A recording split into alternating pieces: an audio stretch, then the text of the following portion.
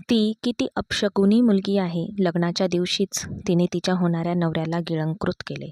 तो एक चांगला तरुण होता, पण अचानक तो हे जग सोडून गेला. हो भाऊ, तिची पावले अशुभ आहेत. कोणीही अशा मुलीशी लग्न करू नये जिथे तिने एका मुलाला गिळंकृत केले.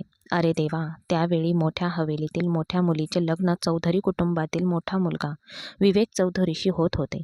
लग्नाची मिरवणूक काही वेळातच पोहोचणार होती. तेव्हा ही बातमी सर्वांवर डोंगरासारखी कोसळली की विवेक चौधरीचा कार अपघातात जागीच मृत्यू झाला आहे. ही बातमी हवेलीत डोंगरासारखी कोसळली. आनंदाऐवजी सर्वत्र दुःख पसरले. सुंदर वधू यशिका, जी त्या क्षणी पूर्णपणे शांत होती. सगळं अचानक कसं बदललं. तिथे उपस्थित असलेल्या महिलांच्या तोंडून हे सगळं ऐकून अंजली खूप निराश झाली. तिच्या लाडक्या बहिणीसाठी ती हे सगळं कसं सहन करू शकते. देवासाठी गप्प बसा. माझ्या बहिणीबद्दल असं काहीही बोलू नका. तुम्ही आमचे दुःख शेअर करू शकत नाहीत, तर तुम्ही तुमच्या शब्दांनी आम्हाला दुखवू नका. रडत रडत यशिकाचा हात धरून ती त्या महिलांची अत्यंत रागाने बोलली. अरे, आम्हाला काय फरक पडतो, पण आम्हाला जे वाटलं ते आम्ही बोललो, एका महिलेने रागाने म्हटले. तर साधनाजी रडत होत्या आणि त्यांची अवस्था वाईट होती. विवेक चौधरी हे त्यांचे होणारे जावई होते. खरं तर ते जावईपेक्षा मुलासारखे होते. विवेक प्रत्येक पावलावर तिच्या पाठीशी उभा राहिला आणि तिला मदत केली. यशिकाला कधी असे वाटू दिले नाही की ती अनाथ आहे. त्याने तिला शक्य तितकी मदत केली. साधनाजींना विवेकबद्दल खूप प्रेम होते. त्याला आपल्या मुलापेक्षा कमी मानत नव्हत्या. पण आता त्यांच्या मृत्यूची अचानक बातमी तिच्यावर एक संकट घेऊन आली होती. तोच तिच्या हृदयाच्या सर्वात जवळचा होता, पण आज तो तिच्यापासून दूर गेला. ती रडण्याऐवजी काय करू शकत होती. दुसरीकडे चौधरी हवेलीचे दृश्यही भयानक होते. आज चौधरी हवेलीतील मोठा मुलगा विवेक चौधरी याचे लग्न होते. म्हणूनच संपूर्ण हवेली दिव्यांनी सजली होती. अमित चौधरीने कोणतीही कसर सोडली नव्हती. सगळे खूप आनंदी होते. पण अचानक विवेकच्या मृत्यूच्या बातमीने सर्वांनाच धक्का बसला. काही वेळातच ते सर्व लग्नाच्या मिरवणुकीसह मोठ्या हवेलीत जाणार होते. पण अचानक झालेल्या अपघाताने सर्व काही बदलून गेले. विवेक आणि त्याचा धाकटा भाऊ रियान, दोन्ही भाऊ जेंट्स पार्लरमधून परतत असताना त्यांचा अपघात झाला. दुर्दैवाने विवेक ड्रायव्हिंग सीटवर होता आणि त्यांची कार एका मोठ्या ट्रकला धडकली. कारने ट्रॉलीला धडक दिल्यानंतर ड्रायव्हिंग सीटचा भाग खूपच चिरडला गेला होता. त्यावेळी रियान गाडीतून उडी मारून खाली पडला आणि विवेक गाडीसह ट्रॉलीसह ओढला गेला. भाऊ रियान वेदनेने कण्हत त्याचा प्रिय भाऊ मृत्यूकडे जात असल्याचे पाहत होता. तो रस्त्याच्या एका बाजूला पडला. त्याच्या मेंदूच्या मागच्या भागाला दुखापत झाली होती आणि तो बेशुद्ध पडला होता. तर विवेकने शेवटचा श्वास सोडला. बचावकर्त्यांनी दोघांनाही ताबडतोब बाहेर काढले. विवेकला रुग्णालयात नेण्यात आले. तेव्हा तो आधीच मरण पावला होता. त्याची प्रकृती इतकी वाईट होती की तो ओळखूही येत नव्हता. तर रियान त्यावेळी ICUमध्ये होता. डॉक्टर त्याला वाचवण्यासाठी सर्वतोपरी प्रयत्न करत होते. आई-वडील रडत होते.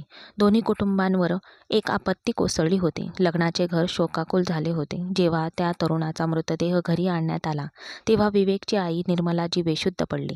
तिला खोलीत नेण्यात आले. प्रत्येकाच्या डोळ्यातून अश्रू वाहत होते. सर्वजण रडत होते. मोठ्या हवेलीतील लोकही या दुःखाच्या क्षणी चौधरी हवेलीच्या लोकांसोबत होते. तो वाईट काळ होता आणि तो संपलाच पाहिजे होता. संध्याकाळपर्यंत त्यांचे अंत्यसंस्कार झाले. अमितजी रुग्णालयात होते. ते रियानला आपले सर्वस्व मानत होते. त्यांनी एक मुलगा गमावला होता आणि आता दुसरा गमावू इच्छित नव्हते. ते पाण्यासारखे पैसे खर्च करत होते. त्यांना फक्त त्यांच्या मुलाला त्यांच्या डोळ्यासमोर पाहायचे होते. विवेक त्यांना सोडून गेला होता. ते रियानसाठी आतुरतेने प्रार्थना करत होते. फक्त तेच नाही तर सर्वजण त्यांच्यासाठी प्रार्थना करत होते. आणि मग देवाने त्यांचा चमत्कार दाखवला. तो वाचला. तो शुद्धीवर येत नव्हता. डोक्याच्या मागच्या बाजूला दुखापत झाली होती, ज्यामुळे खूप खोल जखम झाली होती. डॉक्टर म्हणाले की पुढचे 24 तास खूप महत्त्वाचे आहेत. फक्त देवावर विश्वास ठेवा आणि देवाकडे प्रार्थना करा. या जगात चमत्कार नक्कीच घडतात. आणि अमित साहेबांनी एक दीर्घ श्वास घेतला आणि डोळे मिटले. सर्वजण या तरुणाच्या जगण्यासाठी प्रार्थना करत होते. तर विवेक चितेवर गेला होता. निर्मलाजींनी त्यांच्या एका प्रिय मुलाला गमावले होते. आता तिला दुसऱ्या मुलाला गमावायचे नव्हते. देवासमोर बसून ती रडत होती आणि देवाला विनवणी करत होती.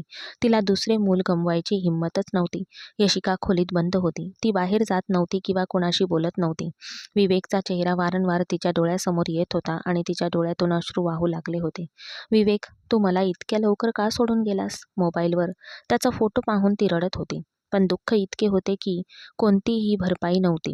जो जाणार होता तो गेला होता, पण तो सर्वांना रडायला सोडून गेला होता. सुमारे 18 तासानंतर देवाच्या कृपेने रियान शुद्धीवर आला, पण त्याला अनेक जखमा झाल्या होत्या आणि त्याच्यासाठी सर्वात मोठी दुखापत त्याच्या डोक्याला मागच्या बाजूला झालेल्या दुखापतीमुळे त्याची स्मृती गेली होती. माफ करा, मला मोठ्या दुःखाने सांगावे लागते की त्याने त्याच्या स्मृतीचा काही भाग गमावला आहे आणि हे नुकसान किती प्रमाणात झाले आहे हे आत्ताच सांगणे कठीण आहे.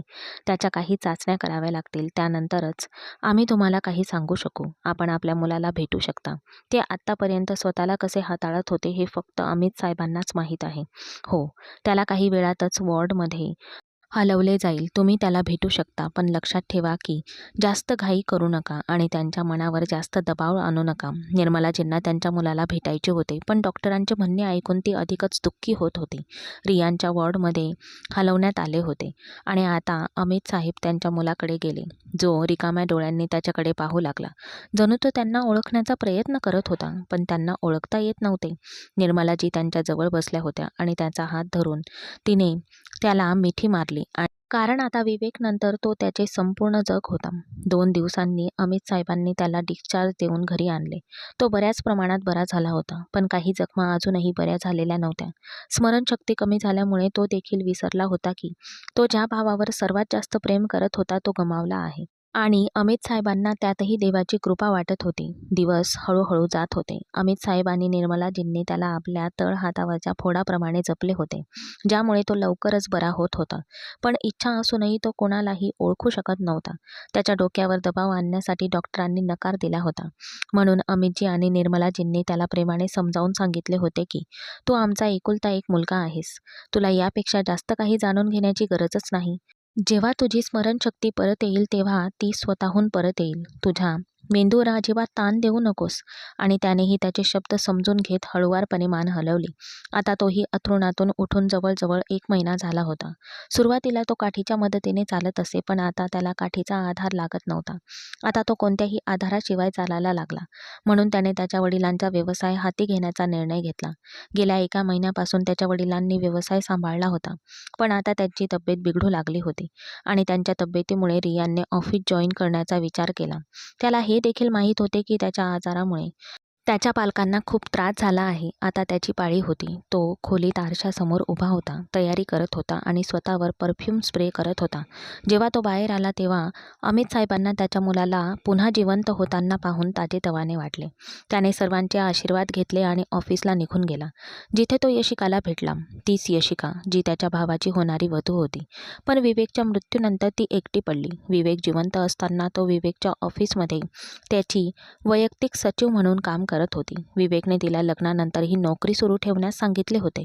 म्हणूनच तिने तिच्या लग्नासाठी फक्त 2 आठवड्यांची रजा घेतली होती, पण तिने राजीनामा दिला नाही. विवेक गेल्यानंतर स्वतःला व्यस्त ठेवण्यासाठी ती जड अंतकरणाने ऑफिसमध्ये परतली. सर्वांनी पश्चाताप व्यक्त केला, पण ती धाडसी होती. लग्नाआधीच तिच्या नवऱ्याला तिने खाऊन टाकले असे शेजारपाजारचे बोलत होते. त्या निष्पाप मुलीने हे सर्व कसे सहन केले होते फक्त तिला किंवा तिच्या देवालाच माहिती. तिची आजी आणि तिची आई साधनाजी यांनी तिला पुन्हा ऑफिसमध्ये रुजू होण्यास सांगितले होते. पण घरी बसून निरुपयोगी विचार करण्याऐवजी ती काय करू शकत होती? भूतकाळापासून स्वतःला मुक्त करणे आणि स्वतःला व्यस्त ठेवणे खूप महत्त्वाचे होते. ऑफिसमध्ये प्रवेश करताच समोरून येणाऱ्या एका माणसाशी तिची जोरदार टक्कर झाली. ती मागे पडणारच होती की तेव्हा त्या माणसाने लगेच तिला पकडले. यशिकाने त्याचा शर्ट घट्ट धरला. पहिल्यांदाच यशिकाच्या डोळ्यांना पाहून रियानचा दिवस चुकला, तर समोरच्या व्यक्तीच्या चेहऱ्यावरील सर्व भीती निघून गेली. हे कधी ठीक झाले आणि ऑफिसला कधीपासून यायला लागले? स्वतःच्या विचारांमध्ये हरवलेली ती त्याच्या चेहऱ्याकडे पाहत होती, जो विवेकसारखा दिसत होता. दोघेही भाऊ होते आणि त्यांच्यात 1 वर्षाचे अंतर होते, त्यामुळे चेहरे स्वाभाविकच सारखेच होते. अचानक यशिकाला रियानच्या हाताची पकड आपल्या कमरेवर घट्ट झाल्याचे जाणवले आणि ती शुद्धीवर येताच तिला विजेचा धक्का बसला.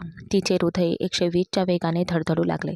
पहिल्यांदाच तिला असे एखाद्या पुरुषाने स्पर्श केला होता आणि विवेकनेही तसे करण्याचे धाडस केले नव्हते. याआधी तिच्यासमोर उभा असलेला माणूस तिच्याकडे पाहतही नव्हता. तो नेहमीच तोंड करून दुसरीकडे पाहत असे. यशिकाला नेहमीच त्याच्या डोळ्यात तिच्याबद्दल द्वेष जाणवत असे आणि ती तिची स्वप्ने कमीत कमी ठेवण्याचा प्रयत्न करत असे. पण ती काय करू शकत होती? तो विवेकचा भाऊ होता आणि ते समोरासमोर भेटत असायचा. पण आज ते खूप पुढे गेले होते. त्याने तिला स्पर्श केला होता. तो ज्या पद्धतीने तिच्याकडे पाहत होता ते देखील वेगळे वाटत होते. तिने तिची नजर हटवली आणि पुढे निघून गेली. तर रियानची नजर तिच्यावरच होती. आज त्याला त्या मुलीबद्दल एक विचित्र आकर्षण वाटत होते, जे रियानला तिच्या जवळ आणत होते.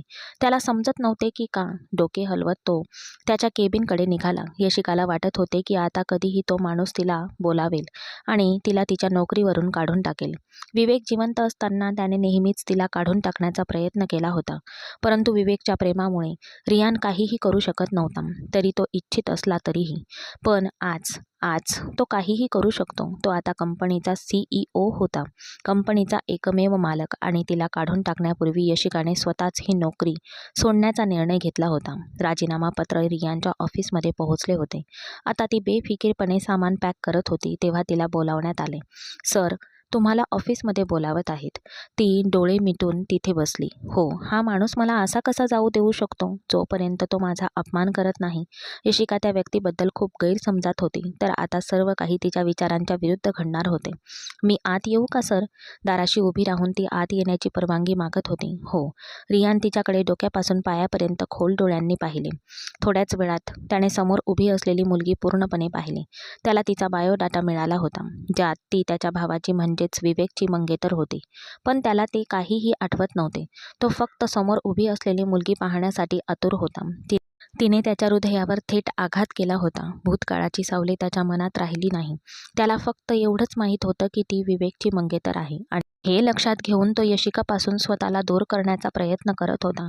पण तिने पहिल्याच नजरेत त्याचे हृदय आधीच जिंकले होते. तो कितीही हवे असले तरी त्याचे हृदय जपण्याचा प्रयत्न करत होता, पण त्याचे हृदय तिच्यासाठी आतुर होते. जेव्हा त्याच्या मनाने असा युक्तिवाद केला की ती तुझ्या भावाची मंगेतर आहे, तू तिच्याबद्दल असे कसे विचार करू शकतोस, तेव्हा तो तिला पाहण्यासाठी उत्सुक होता. मग हृदय लगेच त्याच्यासमोर ठामपणे उभे राहिले. पण तो भाऊ आता या जगात नाही, आणि ती फक्त त्याची मंगेतर होती, त्याची पत्नी नाही. ती खूप सुंदर होती. तो तिचा द्वेष कसा करू शकत होता?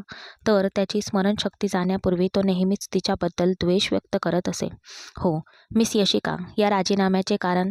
तो तिच्याकडे खोलवर पाहत म्हणाला, तर त्याच्या खोल नजरेने ती खूप लाजत होती. हो, मी इथे कम्फर्टेबल नाही. त्याला समजले नाही. जेव्हा तिला उत्तर विचारले तेव्हा तिने मनात आले ते सांगितले. खरंच तुम्हाला अचानक अस्वस्थ का वाटत आहे? तुम्ही इथे इतके दिवस काम करत आहात. त्याने भुवया उंचावत विचारले. बस, मला आता इथे काम करायचं नाहीये. कृपया माझा राजीनामा स्वीकारा. ती त्याच्याकडे न पाहता कपाळावर हात ठेवत म्हणाली. आणि जर मी ते स्वीकारले नाही तर? थोड्या वेळाने तो उभा राहिला, तिच्या जवळ आला, तिच्याकडे खोलवर पाहिले आणि म्हणाला. यशिकाला अचानक तो जवळ येताच मागे हटली. तुझी इच्छा आहे, पण मला जायला हवे आता. त्याच्या खोल काळोख्या नजरेने ती घाबरली आणि ती घाबरून दाराकडे जाणारच होती तेव्हा अचानक रियानने तिचे मनगट धरले आणि तिला स्वतःकडे ओढले. दुसऱ्या क्षणी तिच्या कमरेभोवती हात ठेवून त्याने तिला टेबलावर बसवले. हे सर्व इतक्या लवकर घडले की यशिकाला काहीच समजले नाही. पडण्याची भीती बाळगून तिने त्याच्या खांद्याला धरले, जो तिच्यासमोर उभा होता आणि डोळे मिचकावत तिच्याकडे पाहत होता. हा काय असभ्यपणा आहे? ती रागावू लागली आणि म्हणाली. मी आता काहीही असभ्य केले नाही. तो तिच्याजवळ थोडा झुकला होता. टेबलावर त्याचे तळवे तिच्या दोन्ही बाजूंनी ठेवले होते. तो त्याच्या छातीवर दाब देऊन त्याला दूर ढकलण्याचा प्रयत्न करत होती. पण ती त्याला त्याच्या जागेवरून 1 इंचही हलवू शकली नाही. कृपया दूर जा. यावेळी ती त्याच्या जवळीकतेने घाबरली. मी तुझा राजीनामा स्वीकारत नाहीये. तुला समजले का?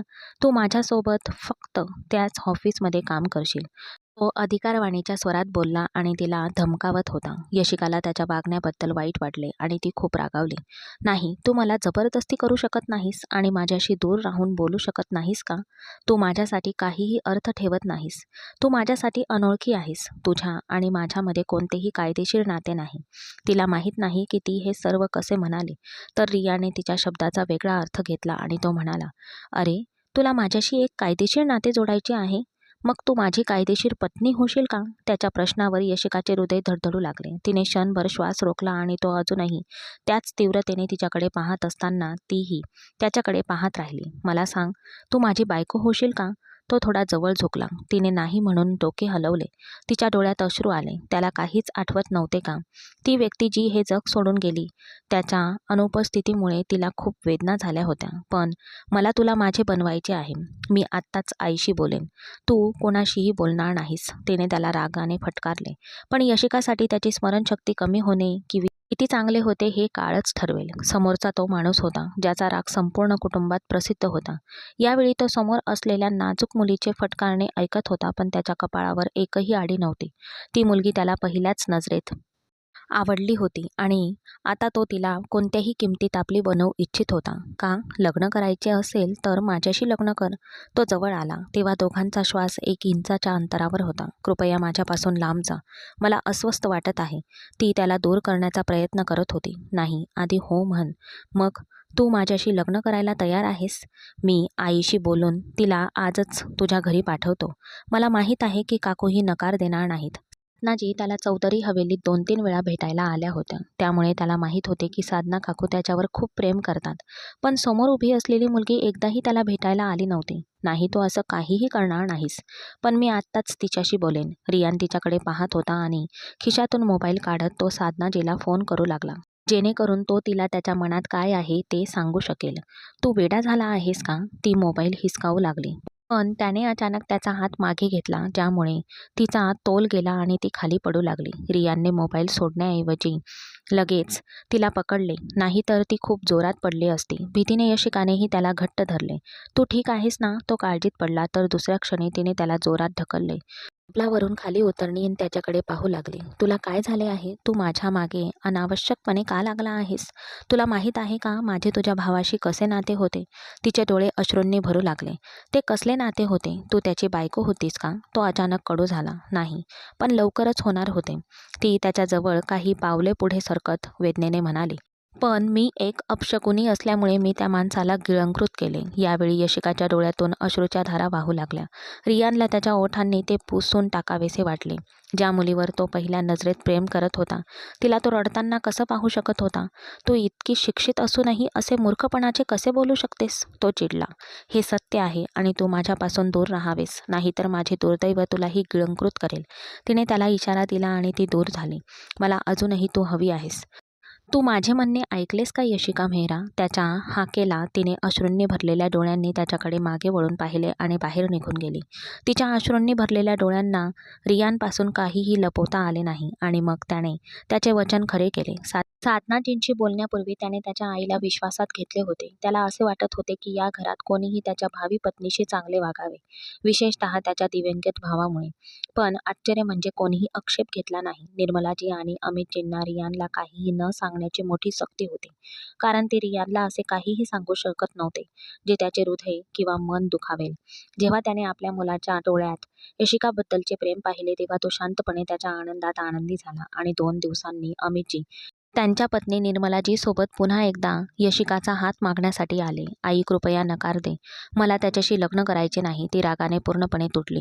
बरं, मग मी काय करू? ती कडकपणे म्हणाली. मी त्या व्यक्तीशिवाय कुणाशीही लग्न करेल. थांब यशिका, देवासाठी थांब. ते खूप आदराने तुझा हात मागायला आले आहेत. अन्यथा पहिल्या मुलाच्या मृत्यूनंतर मला खात्री नव्हती की ते पुन्हा दुसऱ्या मुलासाठी तुझा हात मागतील. मलाही विश्वास बसत नाही आई. प्लीज माझं ऐक. ती आता रडू लागली. तू त्याच्याशी म्हणशील त्याच्याशी मी लग्न करेल, पण त्या माणसाशी नको. तुला माहीत आहे तो माझा खूप द्वेष करायचा. जेव्हा त्याची स्मरणशक्ती परत येईल तेव्हा सगळं संपेल. त्याचा द्वेषही परत येईल. आईला समजत नव्हते की ती असं का बोलत आहे. ती स्वतः भीतीमुळे असह्य होती. चूप रहा यशिका, तुझा मूर्खपणा थांबव. आणि तू काय म्हणत आहेस? मी तुझं लग्न दुसऱ्याशी करू? तू सगळ्यांसाठी एवढी अशुभ सावली बनली आहेस, तेव्हा तुझ्याशी लग्न कोण करेल? तिच्या आईचे कटू शब्द ऐकून यशिकाने तिच्याकडे आश्चर्याने पाहिले. जग जसं म्हणतं तसंच आज तिची आई देखील म्हणत होती. ती वेदनेने गप्प बसली. अश्रूंचा प्रवाह तीव्र झाला आणि तिचे हृदय बुडाले. साधनाजीही खाली बसल्या आणि रडायला लागल्या. मी काय करू? मला सांग, माझ्या 2 मुली आहेत. जर एकीचे लग्न वेळेवर झाले नाही तर दुसरीचा हात कोण धरेल? तुझ्या वडिलांच्या जाण्यानंतर तुम्ही दोघेही माझ्यासाठी सर्व काही आहात, परंतु जग तुम्हा दोघांनाही शिक्षा करेल. माझ्यासाठी कृपया आईचा विचार कर. जर ते आदराने तुझा हात मागण्यासाठी येत असतील तर या नात्यात काहीही चूक नाहीये. त्याऐवजी तू आनंदी असले पाहिजेस. आईने तिचे मनगट धरत म्हटले, आई, जर तुला वाटत असेल की मी दुर्दैवी आहे तर मला सांग, मी त्या व्यक्तीला माझ्या दुर्दैवापासून वाचवायला हवे. माझ्या दुर्दैवाने आधीच एका व्यक्तीने आपले प्राण गमावले आहेत. आता दुसऱ्याला वाचव. हा मूर्खपणा थांबव. तू स्वतःवर कोणता दुर्दैव लादत आहेस? आई रागाने ओरडली, तू माझी मुलगी आहेस, माझ्या जीवापेक्षाही महत्त्वाची आहेस. जर असे झाले तर तुझी होणारी सासू कधीही या उंबरठ्यावर परत आली नसती आणि मग तुझा प्रस्ताव कोण स्वीकारेल? ती तीव्र संतापाने म्हणाली, आई, मला भीती वाटते. जर पुन्हा एकदा असेच घडले तर? तिने तिच्या आईला मिठी मारली आणि साधनाजीने तिला आपल्या बाहूंमध्ये लपवले. माझ्या प्रिये, जे घडत आहे त्याला घाबरू नकोस. देव तुला आशीर्वाद देवो. ती तिच्या कपाळावर चुंबन घेऊन तिला सांत्वन देत होती. म्हणत होती की तिने ते तिची इच्छा म्हणून स्वीकारावे, पण तिला माहीत नव्हते की तिच्या मुलीच्या नशिबात काय लिहिले आहे. आणि यशिकाच्या हृदयातील भीती खरी ठरली तर काय होईल? उद्या खरोखरच त्याची स्मरणशक्ती परत आली तर तो तिच्याशी कसा वागेल? ही एकमेव भीती यशिकाला सतावत होती. एका आठवड्यानंतर दोघांचे लग्न अगदी साध्या पद्धतीने झाले, कारण विवेकला हे जग सोडून फक्त 2 महिने झाले होते आणि कोणाचाही भव्य लग्न करण्याचा कोणताही हेतू नव्हता. निरोप एका आठवड्याने उशिरा झाला, कारण अंजलीचा मंगेतर सौरभ दुबईहून परत येत होता आणि सौरभच्या आईवडिलांची इच्छा होती की जेव्हा सौरभ येईल आणि त्याचे अंजलीशी लग्न होईल तेव्हा दोन्ही बहिणींचा एकत्र पाठवले जावे. विवेकच्या मृत्यूनंतर अंजलीच्या सासूबाईंचे अंजलीबद्दलचे मत बदलले होते. हे वेगळे होते. तिच्या दृष्टीने दोन्ही बहिणी दुर्दैवी होत्या आणि हे अनेकदा संभाषणात त्या बोलत असत. त्यामुळे साधनाजी अस्वस्थ व्हायच्या. पण आता यशिकाच्या लग्नानंतर सर्व चर्चा निरर्थक ठरली होती. आता ती इच्छित असली तरी ती अंजली किंवा यशिकाला दुर्दैवी म्हणू शकत नव्हती, कारण तिच्याशी लग्न करणारा व्यक्ती हा त्याच कुटुंबातून आला होता ज्या कुटुंबाशी ती आधीच नातेसंबंधित होती. निर्मलाजीही त्यांच्या मुलाच्या आग्रहापुढे झुकल्या होत्या, पण त्या मनापासून या नात्यासाठी तयार नव्हत्याच. त्यांना अधूनमधून त्यांचा मुलगा विवेक आठवत होता. त्यांना वाटत होते की यशिका त्यांच्या कुटुंबासाठी अशुभ ठरणार नाही, पण ती त्याच्या मुलांच्या हट्टापुढे गप्प राहिली. पण यशिका खूप आनंदी होती. त्याला तिच्यावर पहिल्याच नजरेत प्रेम झाले आणि लवकरच ती त्याची होणार होती आणि त्याच्या खोलीत येणार होती. तो तयार झाला आणि खोली सोडू लागला तेव्हा अचानक दार उघडले आणि अनु रडत आत आली. तिला पाहून रियानने भुवया उंचावल्या. तू हे कसे करू शकतेस? रियान, मी तुझी मंगेतर आहे, होणारी बायको. तू मला विसरून तिच्याशी लग्न केलेस, जी तुझ्या भावाच्या मृत्यूला जबाबदार आहे. गप्प बस. अचानक रियानला राग आला आणि तो जोरात ओरडला. ती क्षणभर घाबरली, पण ती स्वतःला बरोबर समजत ती पुन्हा पुढे आली. ती इथे नव्हती, ती देशाबाहेर होती आणि जेव्हा तिला रियानच्या लग्नाची बातमी मिळाली तेव्हा त्याचे आधीच लग्न झाले होते. तिच्या आईवडिलांनीही तिला जाणून बुजून या लग्नाबद्दल माहिती दिली नव्हती, कारण त्यांनाही रियान तिच्याशी लग्न करावे असे वाटत नव्हते. पण ती भारतात येताच ती थेट रियानच्या घरी गेली. तू मला दुखावलेस, मी तुला कधीही माफ करणार नाही, ती रडत रडत तिथून निघून गेली. तर रियान त्याचे डोके धरून तिथेच बसला होता. त्याला अजिबात आठवत नव्हते की अनु आधीच त्याची मंगेतर आहे. पण अनुला समोर पाहिल्यानंतरही त्याच्या मनात अनुबद्दल काहीच भावना नव्हती. त्याच्या मनात विचित्र स्फोट होऊ लागले.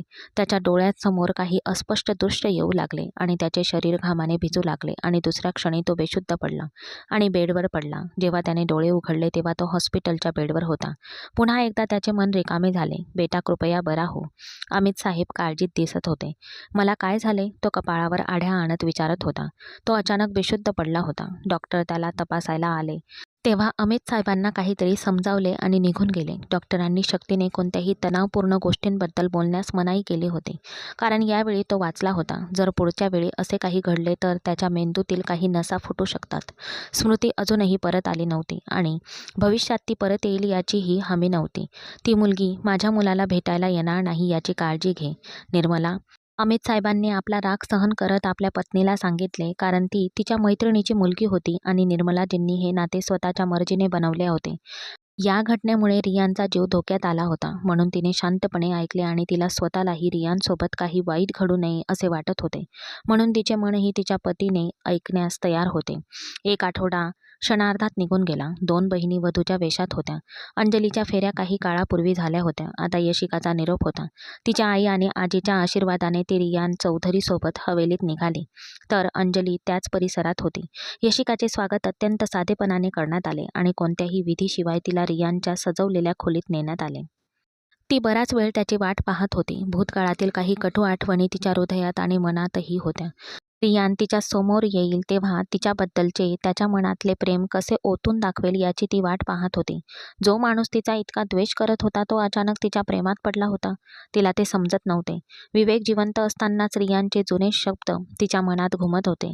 जर ते माझ्या हातात असते तर मी तुझ्यासारख्या मुलीला माझ्या भावाच्या जवळही येऊ दिले नसते. लग्न तर खूप दूरची गोष्ट आहे. तू माझ्या भावाच्या आयुष्यातला एक ग्रहण आहेस. हळूहळू तिचे मन भूतकाळात गेले. विवेक तिच्यावर प्रेम करत होता, पण तिला विवेक आवडत नव्हता. तिला रियान आवडायचा. पण रियानच्या मनात एक गैरसमज निर्माण झाला होता की ती लोभी आहे आणि पैशांसाठी त्याच्या भावाशी संबंध करत आहे. रियानला मुलीबद्दल अशी भावना होती की मुली फक्त पैशांवर मरतात आणि म्हणूनच जेव्हा रियानने पहिल्यांदा यशिकाला प्रपोज केले तेव्हा तो तिच्या समोर एक गरीब ड्रायव्हर म्हणून आला. पण हळूहळू तिलाही रियान आवडू लागला आणि जेव्हा रियानने तिला प्रपोज केले तेव्हा ती त्याला म्हणाली की ती याबद्दल विचार करेल आणि उत्तर देईल. जरी तिच्या मनात एक झुंज होती की रियानसारखा माणूस तिच्यावर प्रेम करेल, पण मग विवेकने तिच्यासाठी प्रपोजल पाठवला.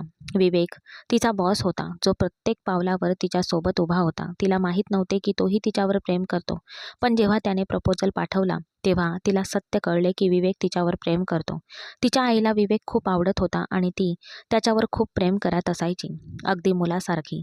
कारण विवेकने त्यांना प्रत्येक प्रकारे मदत केली होती. आणि जेव्हा विवेकने त्याचा प्रपोजल तिला दिला तेव्हा साधनाजींना हा प्रपोजल मनापासून आवडला. यशिकाला तिच्या इच्छेबद्दल विचारले असता तिने संकोच न करता तिच्या आईसमोर तिची इच्छा मांडली.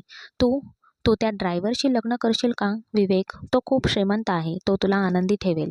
तो तुला आयुष्यातील प्रत्येक सुख देईल.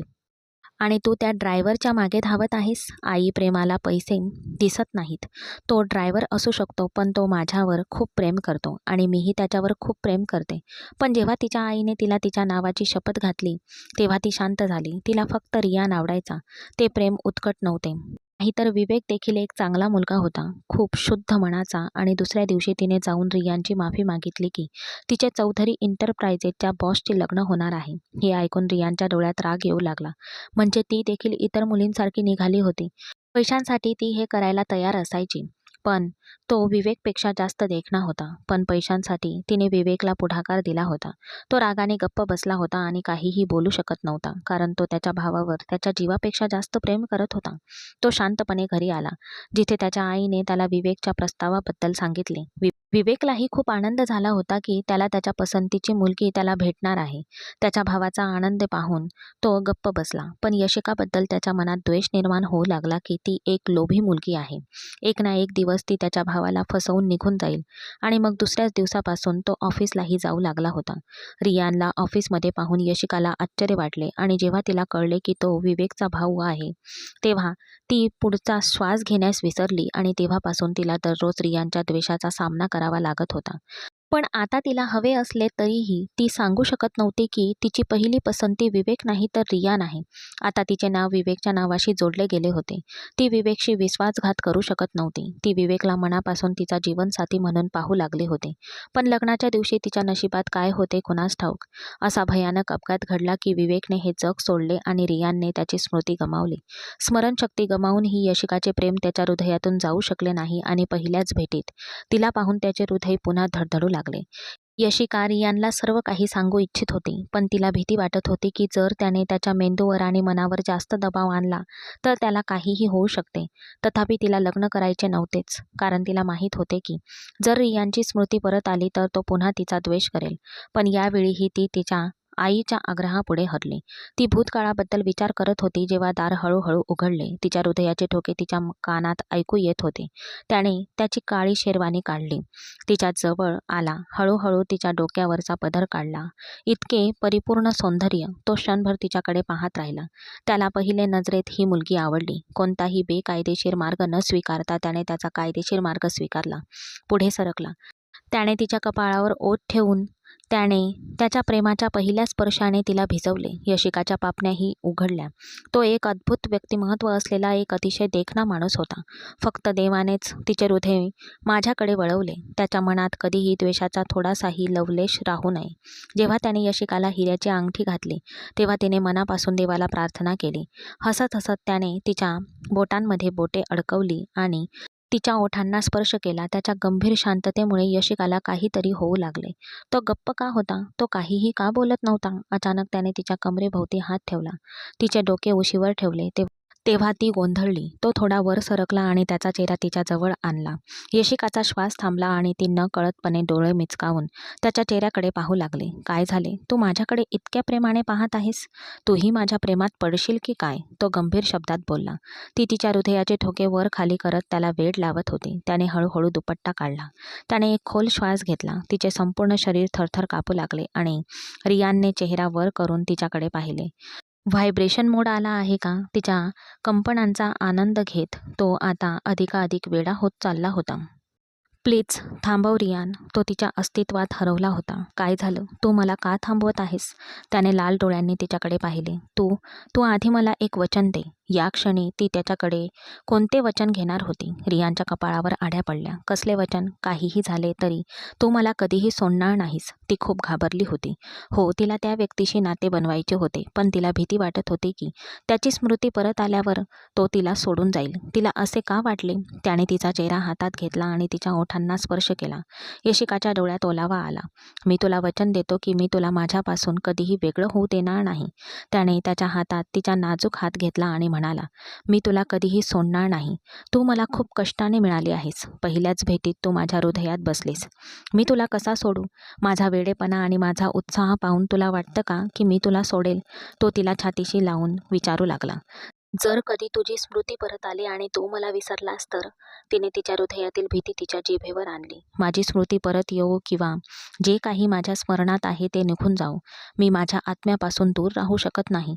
तू माझ्या प्रत्येक नसानसात शिरली आहेस. यशिका प्लीज माझ्या जवळ ये. तो तिच्याबद्दल भावनिक होत होता. त्यानंतर त्याने दिवे मंद केले आणि त्यानंतर तो तिच्यावर ढगासारखा बरसला. यशिकाने एक चांगली पत्नी म्हणून तिच्या पतीला त्याचे पूर्ण अधिकार दिले होते आणि यशिकाच्या पाठिंब्याने रियान आणखीनच भावनिक झाला. त्याने तिच्यावर आणखी तीव्रतेने प्रेम करायला सुरुवात केली होती. जो येणाऱ्या काळात तिच्यासाठी एक मोठी परीक्षा असणार होता, कारण तिचा त्याच्यावर आधीच विश्वास होता. एक गहन विश्वास जो लवकरच मावळणार होता. यशिकाने कष्टाने डोळे उघडले. तिची नजर तिच्या शेजारी पडलेल्या रियानकडे गेली, जो तिच्याकडे एकटक पाहत होता, जो अजूनही शर्टलेस होता. जर ती स्वतः अजूनही शॉर्ट नाईटी घालून ब्लँकेट गुंडाळून पडली होती. त्याला पाहताच ती लगेच ब्लँकेटमध्ये परत गेली. त्यावर रियानच्या चेहऱ्यावर हलकेसे हास्य आले. तू तू कधी उठलास? तिने तिचे तोंड थोडे बाहेर काढून विचारले. त्याच्या भावना जागृत केल्या. मी कधी झोपलो? मी तू उठण्याची वाट पाहत होतो. तो खोडकरपणे म्हणाला. नाही नाही, आता नाही, प्लीज. मला खूप थकवा जाणवत आहे. ती हळुवारपणे बोलली. जर तो तिच्याकडे रागाने पाहत म्हणाला, तू जे काही म्हणशील ते मी करेन यार, पण कृपया माझा हात असा थांबवू नकोस, कारण मी थांबणार नाही.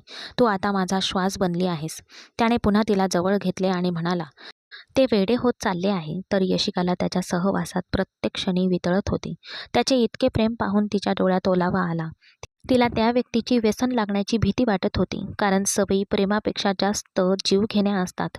खूप उंचावर गेल्यानंतर तो माणूस तिला आकाशातून ढकलून देईल अशी भीती होती. मग ती त्याच्या सहवासात तिचे सर्व विचार झटकून त्याचा आधार देण्याचा प्रयत्न करू लागली, जे खूप कठीण होते. तो एक खूप मजबूत बॉडी बिल्डर होता, स्नायूंनी भरलेला शरीरयष्टी असलेला माणूस. त्याच्या ताकदीसमोर तो निष्पाप नाजूक आत्मा कसा उभा राहू शकतो? त्यानंतर पुन्हा एकदा त्यांच्यात प्रेमाचा खेळ चालू झाला. अंजली आणि सौरभ 2 दिवसांनी हनीमूनला निघून गेले, तर रियान यशिकाला सोबत घेऊन जाऊ शकला नाही. त्या दिवसात ऑफिसचे काम इतके वाढले होते की त्याला डोके खाजवायलाही वेळ मिळत नव्हता. अशा परिस्थितीत तो यशिकाला वेळ देऊ शकत नव्हता. हनीमूनला जाणे तर दूरच राहिले. यशिकालाही पुन्हा ऑफिस जॉईन करायचे होते, पण निर्मलाजींना ते अजिबात नको होते, म्हणून ती रियानला सांगू शकत नव्हती. जर तो रात्री खूप उशिरा घरी परतला तर ती झोपली असायची आणि अशा परिस्थितीत तो खूप थकलेला असायचा, म्हणून तिला आपल्या मिठीत घेऊन झोपी जायचा. ती सकाळी उठल्यावर रियान तिच्या आधीच ऑफिसला निघून गेलेला असायचा. एवढं व्यस्त का असायचं? पहिल्या रात्री त्याने दाखवलेला जोश आणि वेडेपणा यशिकाला पुन्हा कुठेच दिसला नाही, ज्यामुळे ती थोडी अस्वस्थ झाली होती. अंजली तिच्या हनीमूनवरून परतली तेव्हा आनंदाची बातमीही तिच्यासोबत होती. ही बातमी संपूर्ण कुटुंबात पसरली. सर्वजण तिचे आनंदाने स्वागत करत होते. अगदी तिची आई आणि आजीही. तिचे सासरे आणि तिचा नवराही तिला राणीसारखे वागवत होते. दुसऱ्या बाजूला यशिका होती, जी अजूनही अज्ञात होती आणि तिने तपासणी करणे आवश्यक मानले नाही. तिने ही आनंदाची बातमी द्यावी याची कुणालाही पर्वा नव्हती. ना तिच्या नवऱ्याने विचारले, ना तिच्या सासूबाईंना काळजी होती. जणू काही तिला सोडून दिलेले होते. जेव्हा तिच्या आईने फोन केला तेव्हा तिने तिला अंजलीबद्दल आनंदाची बातमी सांगितली आणि सांगितले की अंजली आणि सौरभ 2 दिवसात मिठाई घेऊन येतील. म्हणून त्यांना चांगला स्पेशल प्रोटोकॉल दे. तिला वाटले की कदाचित तिची आई तिला विचारेल की तुझ्याकडून आनंदाची बातमी कधी मिळेल, पण नाही. त्यांनी तिला फक्त त्यांच्या आनंदाबद्दल सांगितले आणि नंतर त्यांनी फोन ठेवला आणि तिचे मन दुखावले. आणि मग अंजली आणि सौरभ आले, तेव्हा त्यांची चांगली काळजी घेण्यात आली. तर तिच्या सासूबाईंनीही त्यांना भेटण्यास नकार दिला. तिला अजूनही असे वाटत होते की यशिकाची सावली अशुभ आहे. यशिका तिच्या बहिणीला भेटून खूप आनंदी होती, पण ती गेल्यानंतर ती दुःखीही झाली. संध्याकाळपर्यंत तिची तब्येत बिघडू लागली आणि तिला उलट्या होऊ लागल्या. ती पडणारच होती तेव्हा कोणीही तिच्या खोलीत आले नाही किंवा तिला साधे विचारलेही नाही की ती बाहेर का येत नाही. संध्याकाळ रात्रीत बदलली. ती बेडवर बेशुद्ध पडली आणि योगायोगाने रियान लवकर घरी आला. आई, सगळे कुठे आहेत? यशिका दिसत नाहीये. मला माहीत नाही की ती खूप वेळपासून कुठे आहे. बेटा, जोपर्यंत बहीण होती तोपर्यंत ती तिची खातिरदारी करण्यात व्यस्त होती. ती गेल्याबरोबर ती तिच्या खोलीत गेली आणि बाहेर येऊन माझ्याबद्दल विचारणाही केली नाही. जणू मी तिच्यासाठी काहीच नाही. निर्मलाजींचा दृष्टिकोन खूप बदललेला होता, जो रियानला अजिबात आवडला नव्हता. पण तो गप्प राहिला. त्याला त्याच्या आईशी वाद घालणे अजिबात आवडत नव्हते. थोडा वेळ विचार करून तो खोलीकडे गेला. विवेक जिवंत असताना निर्मलाजी होत्या आणि यशिका विवेकची वधू बनणार होती. तेव्हा यशिका तिच्या नजरेत एक तारा होती आणि आज तीच यशिका होती. ती विवेकऐवजी रियानची पत्नी बनली होती, पण ती तिच्या हृदयातून निघून गेली होती. माहीत नाही का, कुठेतरी तिलाही वाटले की ती तिच्या मुलाची पत्नी होणार होती, पण तिचे पाऊल त्याच्यासाठी चांगले ठरले नाही. ती अशा विचारसरणीची मालक अजिबात नव्हती, पण लोकांच्या बोलण्याने तिचे विचार करण्याची पद्धत बदलली होती. पण ती निर्दोष होती. तिला का समजले नाही? खोलीत प्रवेश करताच त्याला एक असामान्य शांतता जाणवली. यशिकाला पाहण्यासाठी तो हळूहळू पुढे सरकला, पण ती थकलेल्या अवस्थेत बाथरूममधून बाहेर येत होती. दाराजवळ पडणारच होती तेवढ्यात रियान लगेचच पुढे गेला आणि तिला आपल्या हातात घेतले. यशिका, तू ठीक आहेस ना? तो खूप काळजीत पडला. जेव्हा तिने थोडेसे डोळे उघडले आणि रियानला पाहिले तेव्हा तिने तिचा चेहरा त्याच्या छातीत लपवला, त्याचा कॉलर तिच्या मुठीत धरला आणि मोठ्याने रडू लागली.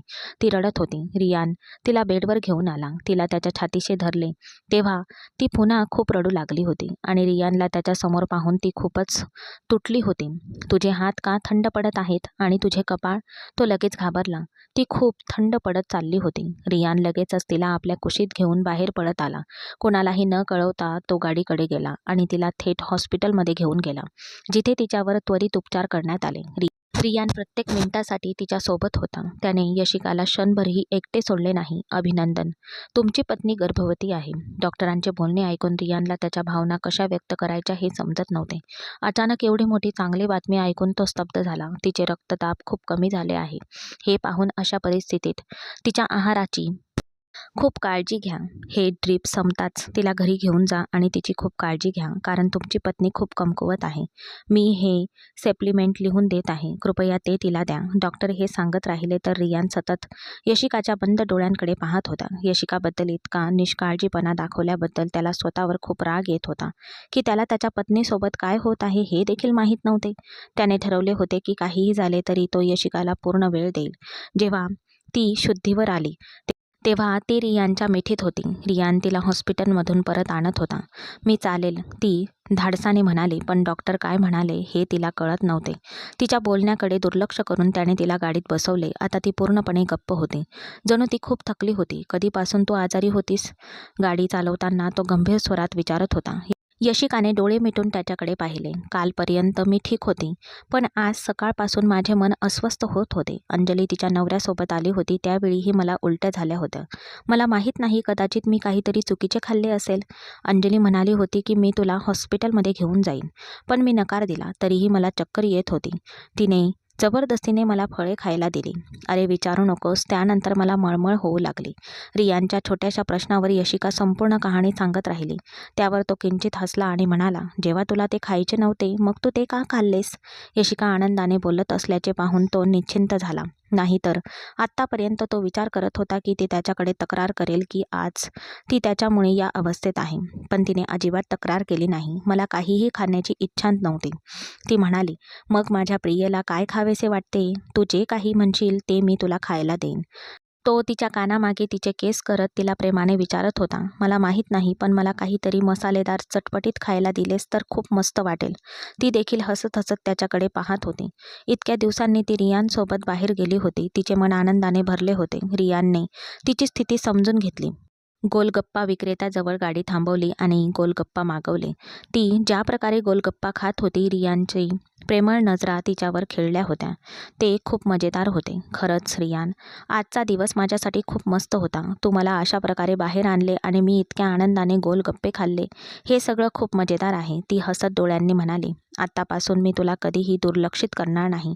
मला माफ कर. त्याने पुन्हा गाडी सुरू केली. त्याने प्रेमाने तिच्या गालाला स्पर्श करत सांगितले होते, वचन दे मला. ती लगेच त्याच्याकडून वचन घेऊ लागली. तर तोही हसला. पण नंतर त्याच्या गाडीवरील ताबा सुटला आणि ती असंतुलित झाली. रियानने यशिकाला दुखापत होऊ नये म्हणून सर्वतोपरी प्रयत्न केले. त्याने तिला मांडीवर धरून गाडीतून उडी मारली, कारण अचानक गाडीच्या ब्रेकमध्ये काही समस्या आली आणि ते काम करत नव्हते. दोघेही खाली पडले आणि झाडावर आदळले. रियान यशिकाला आपल्या हातात धरलेले होते. ती काही किरकोळ दुखापतीसह बचावली, पण रियान झाडावर आदळला आणि त्याच्या डोक्याच्या मागच्या बाजूला खोल दुखापत झाली. रियान, कृपया शुद्धीवर ये. यशिका ओरडत होती आणि रडत होती, पण रियानचे डोळे मिटले होते. त्यावेळी सर्वजण रुग्णालयात होते. रियान आपत्कालीन परिस्थितीत होता. आज पुन्हा एकदा त्याचे कुटुंबीय त्याच्या आयुष्यासाठी प्रार्थना करत होते. यशिका एका बाजूला बसून रडत होती. बेटा ये, मी तुला डॉक्टरांना दाखवते. तुलाही खूप दुखापत झाली आहे. काका रियान, ती ओरडली. हे नाटक थांबव. जेव्हापासून तू आमच्या आयुष्याशी जोडली गेली आहेस तेव्हापासून तू आमच्यासाठी समस्या निर्माण करत आहेस. तुझ्या अपशकुनी पावलांनी माझा विवेक खाऊन टाकला आहे आणि आज माझा रियान जीवन आणि मृत्यूशी झुंजत आहे. हे सर्व तुझ्यामुळे घडत आहे. निर्मलाजींचे हे शब्द ऐकून अमित साहेबांनीही त्यांच्या पत्नीकडे आश्चर्याने पाहिले. ती इतक्या जुन्या विचारसरणीचे विचार कशी करू शकते? आता हे सगळं थांबव. आम्हाला सोडून दे. तिने हात जोडले. साधनाजी यावेळी आल्या होत्या. निर्मलाजींचे शब्द ऐकून ती स्तब्ध झाली. तुम्ही काय म्हणत आहात? मी बरोबर बोलत आहे. तुम्ही तुमच्या दुर्दैवी मुलीला तुमच्या डोक्यावरून काढून आमच्या डोक्यावर ठेवले आहे. निर्मला, गप्प बस. अमित साहेबांच्या गुरगुरण्यावर ती लगेच शांत झाली. आता एक शब्दही नाही, नाहीतर माझ्यापेक्षा वाईट कोणीही होणार नाही. त्याच्या धमकीवर ती पूर्णपणे शांत झाली. जर माझी मुलगी तुमच्यासाठी इतकी दुर्दैवी आणि अपशकुनी असेल तर तिला माझ्याकडे परत करा, साधनाजी स्पष्ट स्वरात म्हणाल्या. आणि अमित साहेबांकडे पाहून तिने हे शब्द बोलले नव्हते. ती उत्तर देणारच होती तेव्हा डॉक्टरांनी हाक मारली आणि सर्वजण त्यांच्याकडे पाहू लागले. तुम्ही देवाचे आभार मानले पाहिजेत की त्यांचा जीव आता धोक्यापासून बाहेर आहे आणि त्याच्या डोक्याच्या फक्त स्मृती भागाला दुखापत झाली आहे. तो शुद्धीवर आल्यानंतर त्याची स्मृती परत येण्याची शक्यता आहे. डॉक्टरांचे शब्द ऐकताच यशिकाला तिच्या पायाखालची जमीन सरकल्याचे जाणवले. म्हणजेच देवाने तिच्या आनंदाचे आयुष्य फक्त 2 महिन्यांसाठी ठेवले होते. गेल्या 2 महिन्यांपासून ती रडत होती आणि देवाला प्रार्थना करत होती की रियानची स्मृती कधीही परत येऊ नये. पण तिची प्रार्थना स्वीकारली गेली नाही आणि रियानची स्मृती परत आली होती. त्याने डोळे बंद केले आणि एक दीर्घ श्वास घेतला. यशिका गर्भवती आहे हे कोणालाही माहीत नव्हते, स्वतः यशिकालाही नाही, कारण रियानला अजून तिला सांगण्याची संधी मिळाली नव्हती. आणि नंतर तो शुद्धीवर आला आणि शुद्धीवर येताच त्याने पहिले विचारले ते त्याच्या भावाबद्दल, म्हणजेच विवेकबद्दल. कृपया मला सांगा की विवेक भाऊ कुठे आहे? तो माझ्यासोबत गाडीतच होता. त्याचे लग्न होते. अचानक विवेकचे मन उदास झाले जेव्हा त्याला फोनवर एक मेसेज आला. तो वाचून तो वेदनेत होता. काय झाले भाऊ? तो वेदनेत गाडी चालवत होता. रियान, ती माझ्यावर प्रेम करत नाही. ती या लग्नाला नाही म्हणत आहे. समोर उभी असलेली यशिका डोळ्यात अश्रू आणून त्याच्याकडे पाहत होती. जो त्याची स्मृती येताच तिला विसरला होता. नाही, ती चुकीची होती. तो तिला विसरला नव्हताच. तो आता तिला खूप कठोर शिक्षा करणार होता. विवेकचे शब्द रियानच्या मनात पुन्हा घुमू लागले. यार, ती माझ्यावर नाही तर दुसऱ्या कोणावर तरी प्रेम करते.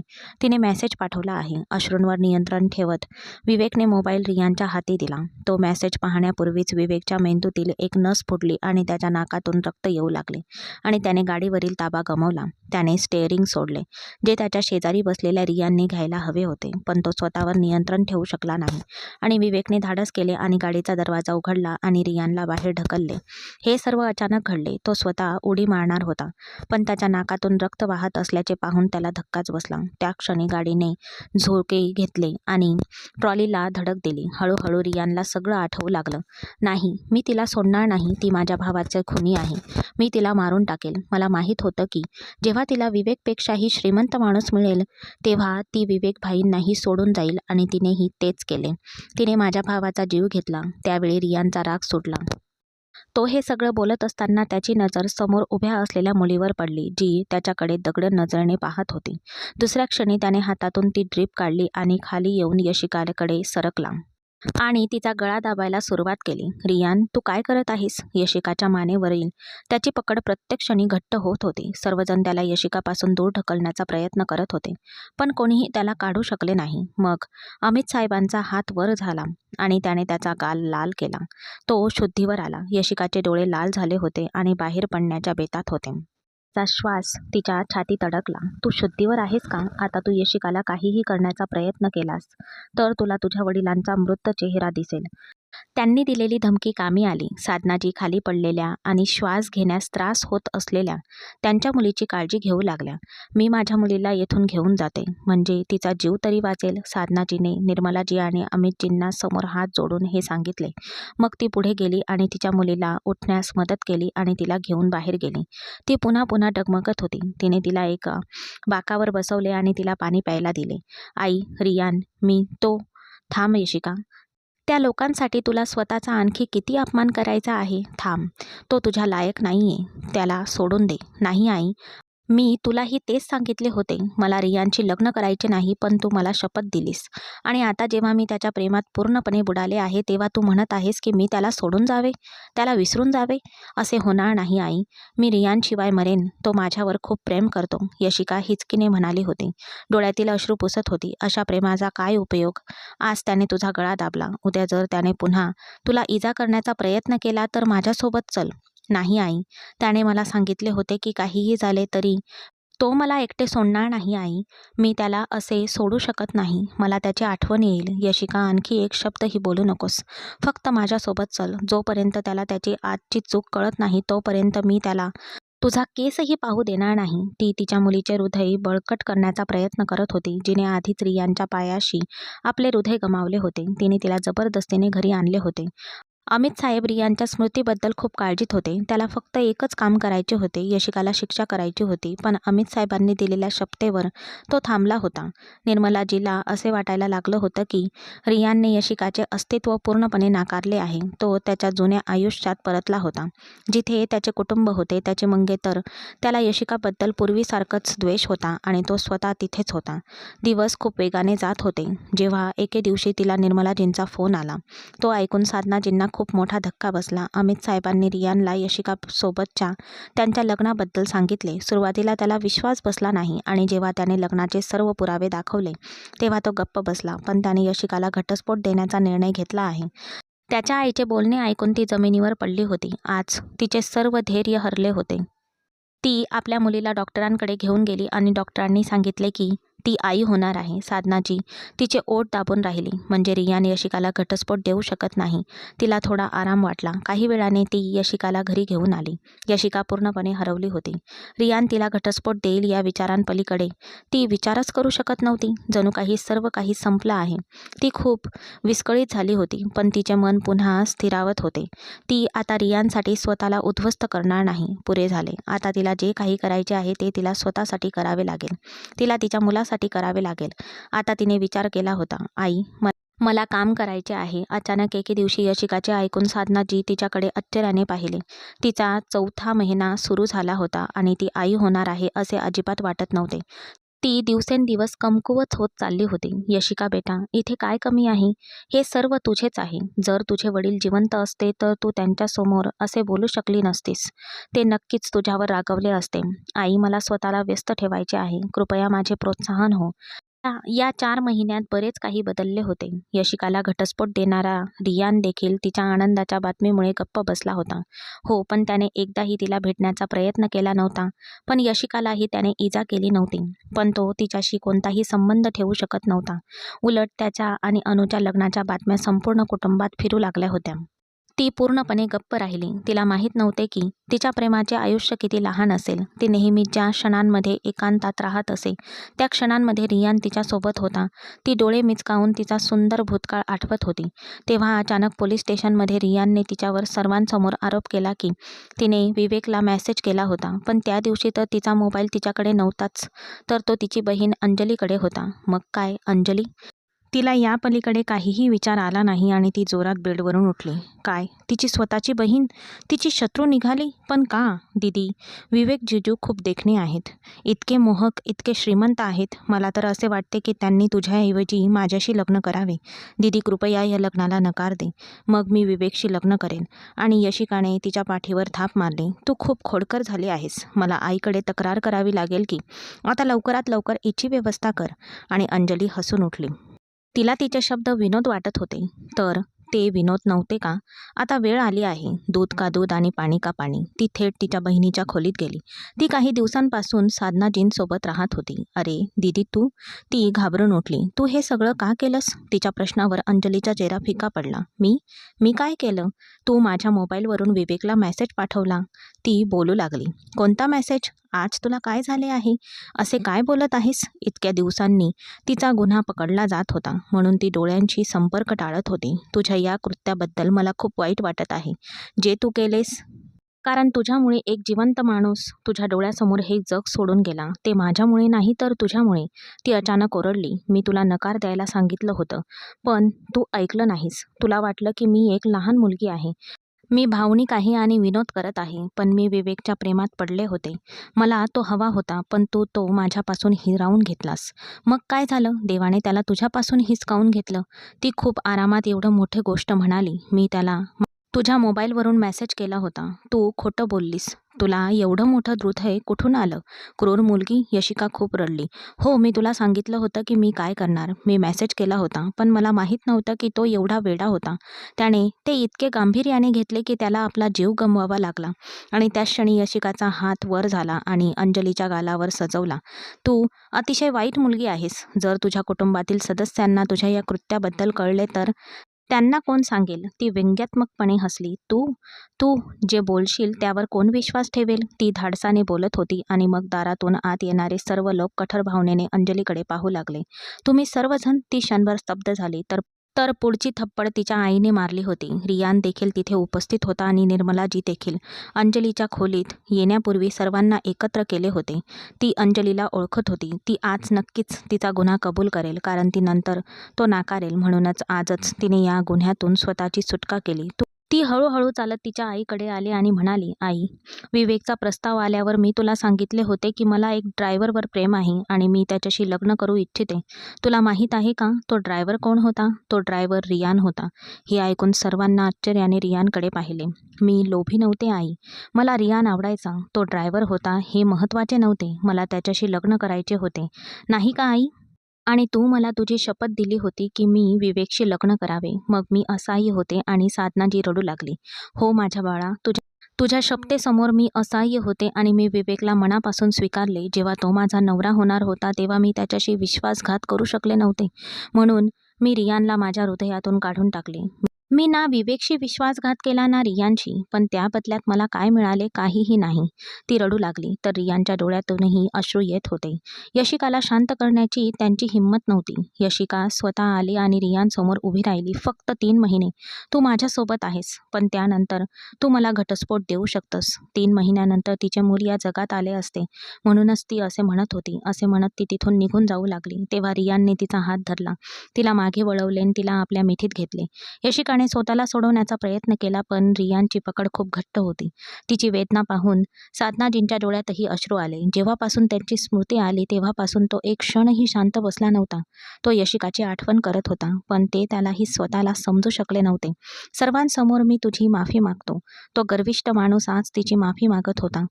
निर्मलाजीही तिच्या जागी लाजून उभ्या होत्या. यशिकाने रडत डोके वर केले आणि रियानकडे पाहिले, ज्याच्यावर त्याने दुसऱ्या क्षणी प्रेमाने तिच्या कपाळावर प्रेमाचा शिक्का मारला. तो आज पूर्ण होशमध्ये हे सर्व करत होता. त्यावेळी दोघेही त्यांच्या खोलीत होते. रियानने तिला समजावून सांगितल्यानंतर अखेर तिला परत आणले होते. तिने डोळे मिटून त्याच्या छातीवर डोके ठेवले होते. तिला या मिठीची किती आस होती. हेच तिचे खरे ठिकाण होते. ती त्याच्यापासून कशी दूर जाऊ शकते. आजही ती अपघाताचा तो क्षण विसरू शकली नाही, जेव्हा स्वतःची काळजी न घेता त्याने यशिकाला वाचवले होते. मी तुझ्या खूप जवळ आलो, तो तिच्या केसात बोटे फिरवत असे म्हणाला.